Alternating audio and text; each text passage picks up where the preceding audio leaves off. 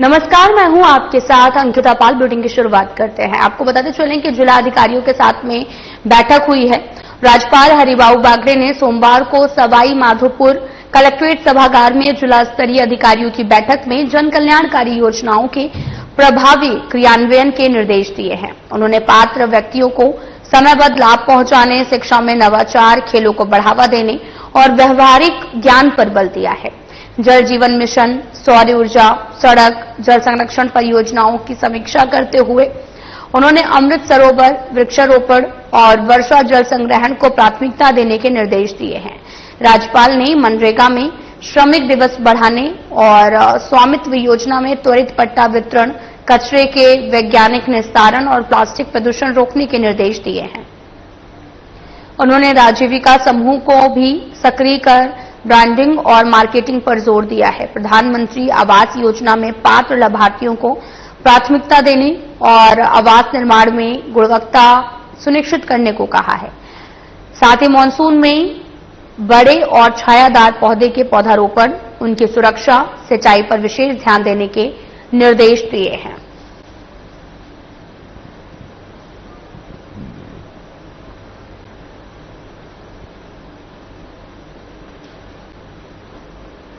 तो वहीं राज्यपाल हरिबाऊ बागड़े ने वर्षा के मौसम में आधिकारिक पेड़ लगाए जाने का आह्वान किया है। उन्होंने सामाजिक संस्थाओं से अपील भी की है कि वो वृक्ष लगाने के साथ उनके संरक्षण के लिए भी लोगों को प्रेरित करें।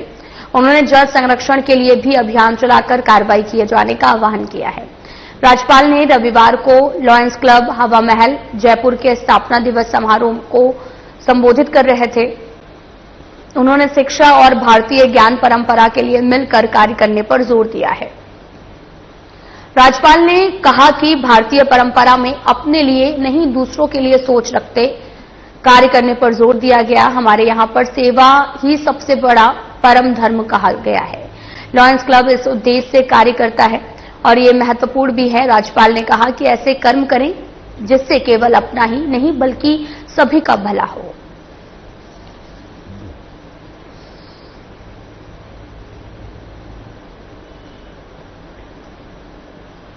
मुख्यमंत्री भजनलाल शर्मा से नीट 25 परीक्षा में देश भर में प्रथम स्थान प्राप्त करने वाले राजस्थान हनुमानगढ़ के छात्र महेश कुमार ने सोमवार को मुख्यमंत्री आवास पर मुलाकात की है। मुख्यमंत्री ने महेश को परीक्षा में सफलता के लिए बधाई देते हुए उनके उज्जवल भविष्य की कामना की है। इस दौरान महेश के माता पिता भी मौके पर मौजूद रहे।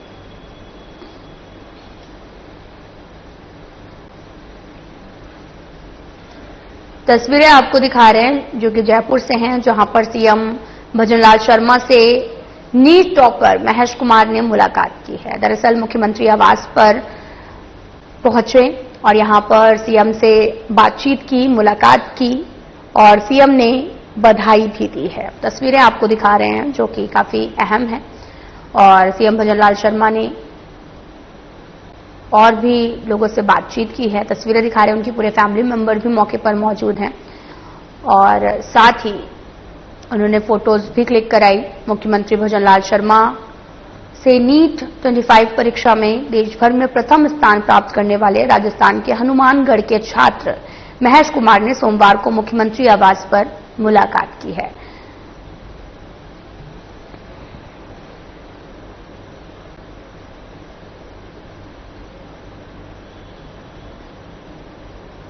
साथ ही सीएम भजनलाल शर्मा ने मुलाकात की बच्चों से और साथ ही प्रथम स्थान प्राप्त करने वाले राजस्थान हनुमानगढ़ के छात्र महेश कुमार ने मुख्यमंत्री आवास पर मुलाकात की है।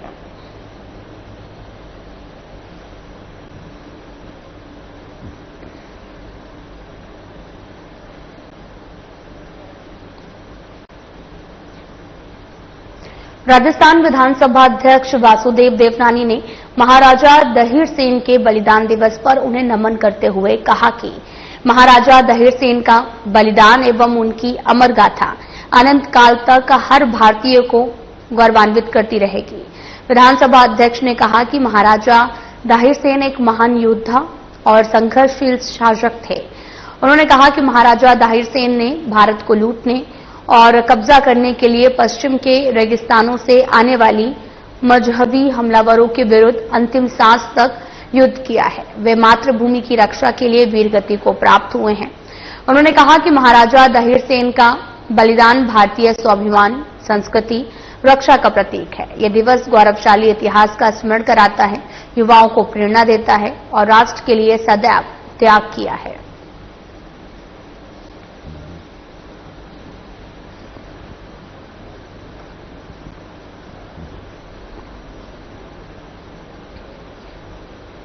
सामाजिक न्याय एवं अधिकारिता मंत्री अविनाश गहलोत ने सोमवार को अम्बेडकर भवन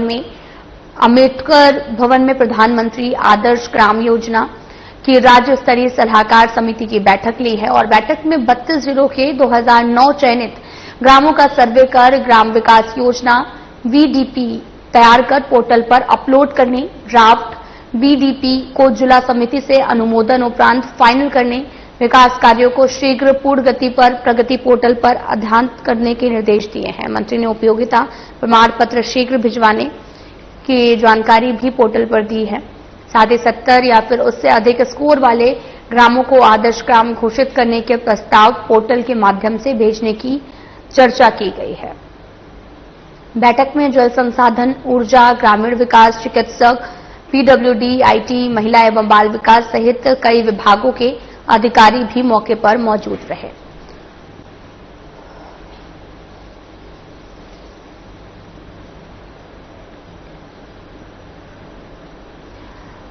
आपको बताते चलें कि लाभार्थियों तक योजनाओं का लाभ पहुंचे।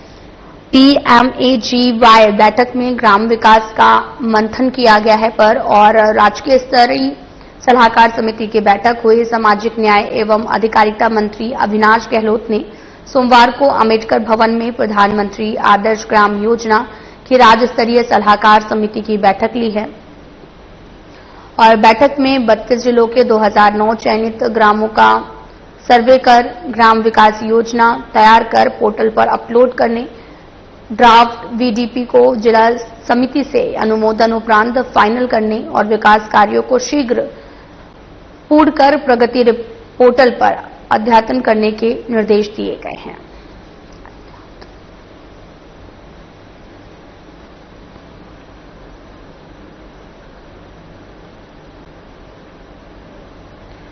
केंद्रीय कानून मंत्री अर्जुन राम मेघवाल ने वंदे गंगा जल संरक्षण पखवाड़े के तहत आयोजित कार्यक्रम में भाग लिया। उन्होंने बताया कि इस पखवाड़े का उद्देश्य जल संरक्षण को लेकर जन जागरूकता फैलाना है और कार्यक्रम में शामिल सभी नागरिकों ने पर्यावरण की रक्षा का संकल्प लिया और मंत्री ने पौधारोपण कर संदेश दिया कि हर व्यक्ति को पेड़ लगाना चाहिए ताकि आने वाली पीढ़ियों के लिए पर्यावरण सुरक्षित रह सके। एक सवाल के जवाब में उन्होंने राजद प्रमुख लालू प्रसाद यादव पर निशाना साधा।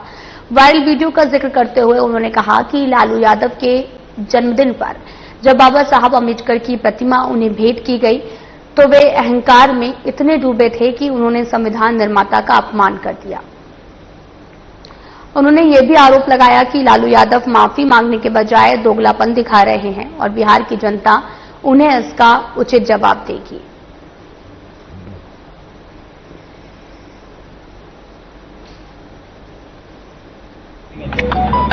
वंदे गंगा जल संरक्षण जन अभियान ये पखवाड़ा बनाया जा रहा है, उसके तहत जन जागृति फैलाने, पर्यावरण के प्रति चेतना फैलाने, जल का महत्व समझाने के लिए ये प्रोग्राम रखा गया है यहाँ जोड़बीड़ में। और यहाँ पे लव वाटिका का लोकार्पण भी हुआ।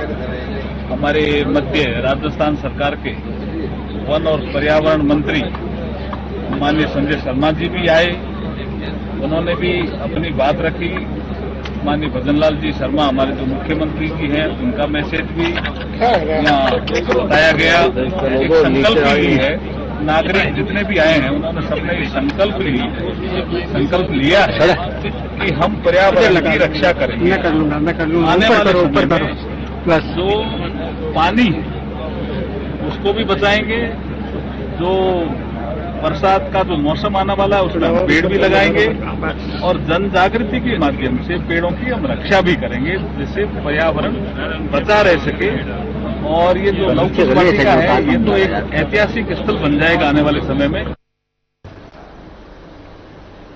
बीकानेर विकास प्राधिकरण द्वारा चकबरगी में तोड़े गए मकानों के विरोध में आज जनता ने आक्रोशित होकर कलेक्ट्रेट के सामने धरना प्रदर्शन कर नारेबाजी की है। प्रदर्शन में पुरुष महिलाओं ने जबरदस्त आक्रोश व्यक्त किया है। यूथ कांग्रेस के भवर कुकना ने बताया कि प्रशासन के द्वारा गरीब लोगों के घरों को तोड़ा जा रहा है, जिसका पिछले 7 दिनों से विरोध प्रदर्शन किया जा रहा है, फिर भी प्रशासन कोई सुनवाई नहीं कर रहा है।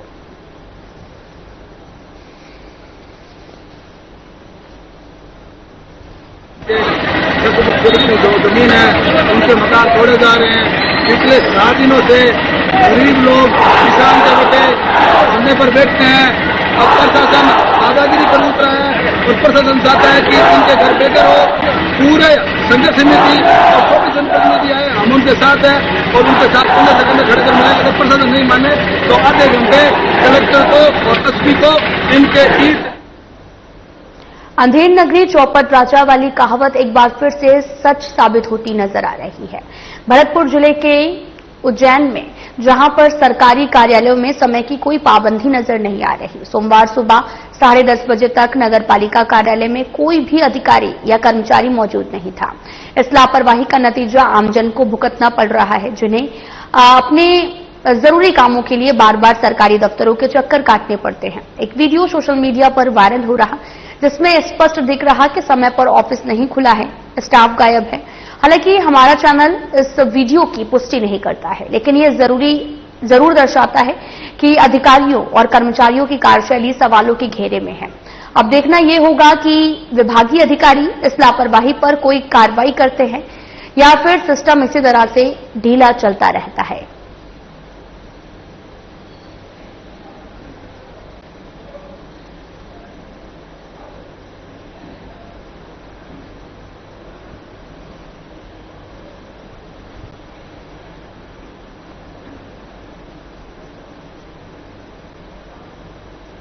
आपको बताते चलें कि सरकारी दफ्तरों में लापरवाही से जनता काफी परेशान है।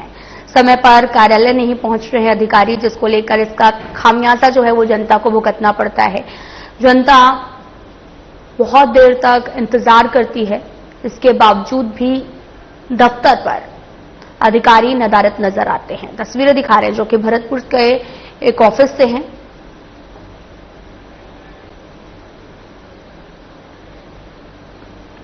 पीएम मोदी के कार्यकाल के 11 साल पूरे होने पर पार्टी नेताओं और कार्यकर्ताओं ने उसे संकल्प से सिद्धि के रूप में एक कार्यशाला का आयोजन किया है।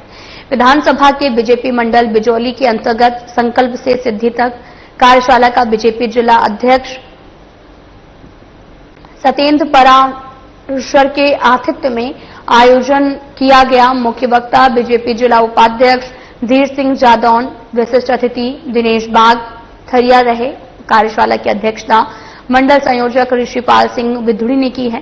मंच संचालन पूर्व मंडल अध्यक्ष रामवीर सिंह गुर्जर ने किया है। जादौन ने अपने संबोधन में कहा कि पीएम मोदी राष्ट्र प्रथम नीति के आधार पर सबका साथ, सबका विकास, सबका विश्वास, सबका प्रयास थीम पर काम कर रहे हैं। उन्होंने राष्ट्र के उत्थान के लिए अपने समर्पण भाव संकल्प से सिद्धि तक के 11 साल के अंतर्गत भारत को एक मजबूत राष्ट्र बनाने का काम किया है और साथ ही सीएम भजनलाल शर्मा के नेतृत्व में विकसित राजस्थान, हरित राजस्थान, खुशहाल और समृद्ध राज्य बनने की ओर बढ़ रहा है।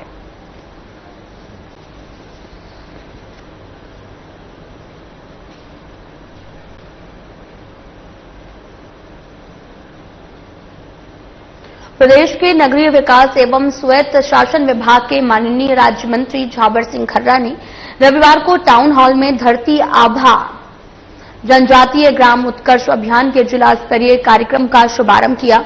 उद्घाटन समारोह को संबोधित करते हुए यूडीएच मंत्री ने कहा कि इस अभियान का उद्देश्य जनजातीय क्षेत्रों में समग्र विकास को गति देना, बुनियादी सुविधाएं सुनिश्चित करना, जनजातीय समाज को मुख्यधारा से जोड़ना। प्रधानमंत्री नरेंद्र मोदी और मुख्यमंत्री भजनलाल शर्मा के नेतृत्व में राज्य सरकार अंत्योदय के संकल्प को साकार करने के लिए प्रतिबद्ध है।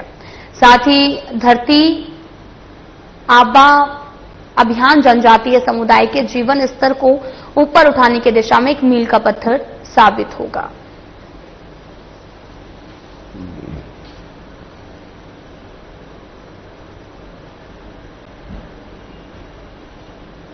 राजस्थान पुलिस एसआई भर्ती 2021 को रद्द करने और आरपीएससी के पुनर्गठन की मांग को लेकर शहीद स्मारक जयपुर पर जारी अनिश्चितकालीन धरना आज 54वें दिन भी जारी रहा। तेज बारिश और तूफानी मौसम के बावजूद प्रदर्शनकारियों को हौसला दिगा नहीं। बेनीवाल ने मुख्यमंत्री भजनलाल शर्मा पर निशाना साधते हुए कहा कि प्रदेश आज अव्यवस्थाओं के अंधकार में डूबा हुआ है।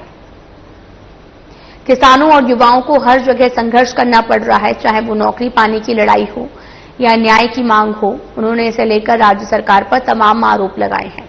इसके साथ ही उन्होंने कांग्रेस को आड़े हाथों लेते हुए कहा कि कांग्रेस इस पूरे मामले में चुप है, क्योंकि उन्हें पता है कि चुनाव अभी 3.5 साल दूर है। इसलिए युवाओं के साथ हो रहे अन्याय से उन्हें कोई भी सरोकार नहीं है।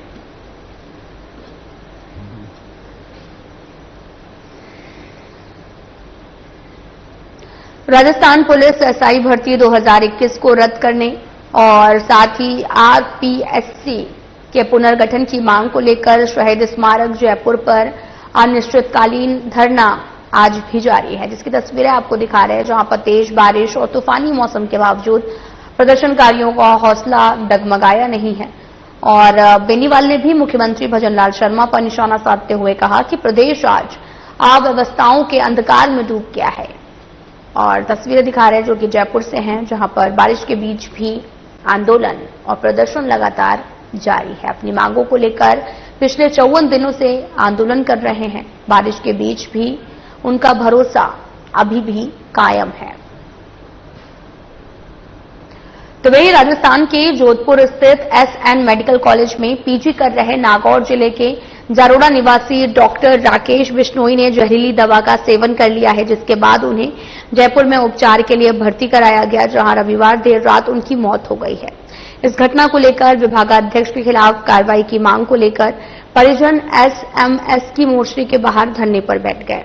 मृतक डॉक्टर के परिजनों के अनुसार राकेश ने अपने बयानों में स्पष्ट कहा कि विभागाध्यक्ष उनकी थीसिस पर हस्ताक्षर नहीं कर रहे थे और लगातार मानसिक प्रताड़ना दे रहे थे, जिससे आहत होकर उन्होंने ये कदम उठाया है।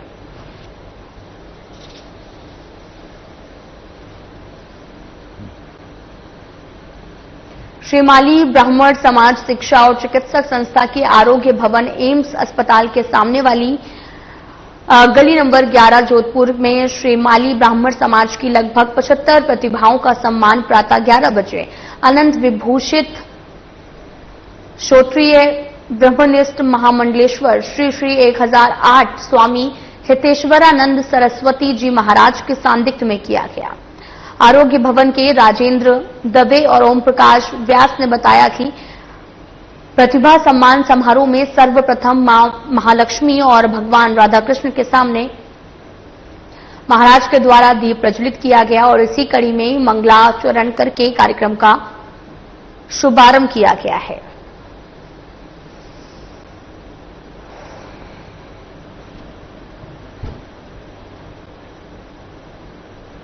राजस्थान प्राकृतिक चिकित्सा केंद्र गंगा शहर के योग भवन में महाराजा गंगा सिंह विश्वविद्यालय और राजस्थान प्राकृतिक चिकित्सा केंद्र के बीच कार्य करने के समझौता ज्ञापन पर हस्ताक्षर हुए हैं। महाराजा गंगा सिंह विश्वविद्यालय के कुलगुरु मनोज दीक्षित ने बताया कि इससे हमारे विद्यार्थियों को नई शिक्षा सीखने को मिलेगी। प्राकृतिक चिकित्सक और योग सीखकर छात्र छात्राएं कुशल डॉक्टर बन सकेंगे। वहीं राजस्थान प्राथमिक चिकित्सक अधिकारी डॉक्टर वत्सल्या गुप्ता ने बताया कि हम प्राकृतिक चिकित्सक केंद्र की ओर से नए आयाम, नए नवाचार के तहत बच्चों को अधिक से अधिक प्रैक्टिकल शिक्षा देना चाहेंगे, जिससे उनका नवनिर्माण होकर विकास हो।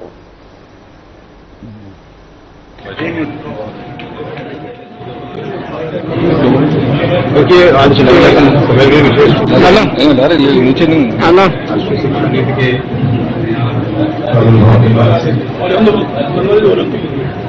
ये आवश्यक है कि हम दिए गए पद्धतियों के आधार पर जो भी पाठ्यक्रम चल रहे हैं और उसी श्रृंखला में महाराजा गंगा सिंह विश्वविद्यालय और राजस्थान प्राकृतिक चिकित्सा केंद्र नहीं कर रहे हैं। एक समझौता हुआ है जिसके तहत हम नेचुरोपैथी औद्योगिक चिकित्सा पाठ्यक्रम जो इंटीग्रेटेड पाठ्यक्रम है 5 वर्षीय कार्यक्रम इसका लॉन्च कर रहे हैं और इसी शैक्षणिक सत्र से ये कार्यक्रम प्रारंभ हो जाएगा। इसका उद्देश्य यही है कि प्राकृतिक चिकित्सा क्षेत्र में जो इस केंद्र की विशेषताएं हैं, विशिष्टताएं हैं, उनका सहयोग है, जो उनका ज्ञान है, उसका लाभ हमारे स्टूडेंट्स जो महाराजा गंगा सिंह विश्वविद्यालय में एडमिशन लेंगे मिले और वे हैंड्स ऑन ट्रेनिंग करके एक सक्षम चिकित्सक के रूप में यहाँ से निकल सके, ये प्रयास होता है।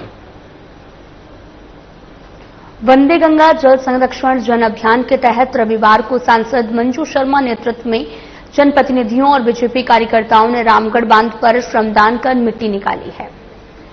इस दौरान मीडिया से बातचीत में सांसद शर्मा ने बताया कि रामगढ़ बांध से जयपुर के लोगों से लगाव है, वे श्रमदान भी कर रहे हैं और उन्होंने ये भी बताया कि सरकार ने इस शारदा बांध से रामगढ़ बांध में पानी लाने के लिए राम जल सेतु परियोजना बनाई है, जिससे पूरा होने पर ये बांध फिर से पर्यटक स्थल के रूप में विकसित होगा। मुख्यमंत्री भजनलाल शर्मा के आह्वान पर प्रदेश भर में जल स्रोतों के संरक्षण और सफाई के लिए वंदे गंगा जल संरक्षण जन अभियान चल रहा है। इसके तहत जनप्रतिनिधियों के साथ बीजेपी कार्यकर्ता आमजन के साथ इस पुण्य कार्य में सहभागी बन रहे हैं। वहीं सांसद मंजू शर्मा ने कहा कि रामगढ़ बांध जल्द ही लबालब होगा। हमारी केंद्र और राज्य दोनों सरकारों का पूरा ध्यान इस पर केंद्रित है। जयपुर का पिकनिक स्पॉट रहा ये बांध जल्द ही अपनी पुरानी अवस्था में आएगा। सब लोग यहां फिर से पिकनिक मनाने आएंगे।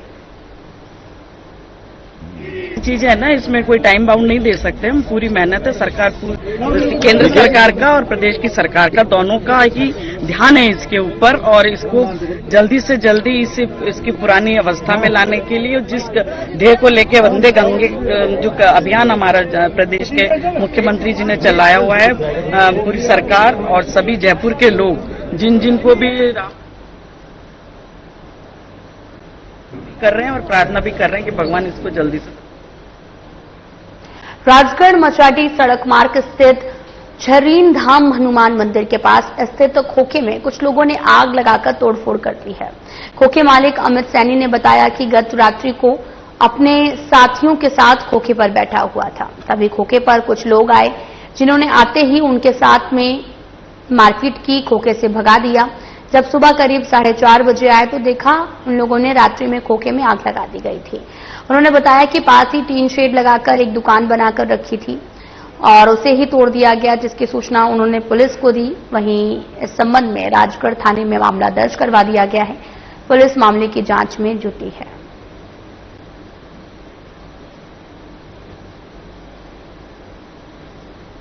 मारपीट भी करी है और क्या बोलते सुकुलाल आया है और गिरिराज आया है पटाई डूंगरी का और होती आया है और दीपक जैमन वकील ये आए। हमारे साथ अभी 8-10 जने आए थे गुंडे जो हमारे साथ मारपीट भी करी है और फिर हमारे साथ हमने उनकी वीडियो भी बना ली, पर हमारे साथ मारपीट के हमको भगा दिया और हमारे खोखे में आग लगा दी। खोखे में कम से कम 1-1.5 लाख का हमारा सामान था और हमारी एक दुकान बना रखी थी, इधर 3 सेट डाल रखा था जिसमें भी उन्हें फोड़ दी और उनके साथ 4 से 5 लेडीज थी और हमने पुलिस को इन्फॉर्म भी कर दी पर पुलिस अभी तक नहीं आई। आपको आग का कब पता लगा? हमको सुबह से हम 4:30-5 बजे पता लग गया हमको। हम सुबह जब तक यहीं हैं हम। फिलहाल में इतना ही। नमस्कार।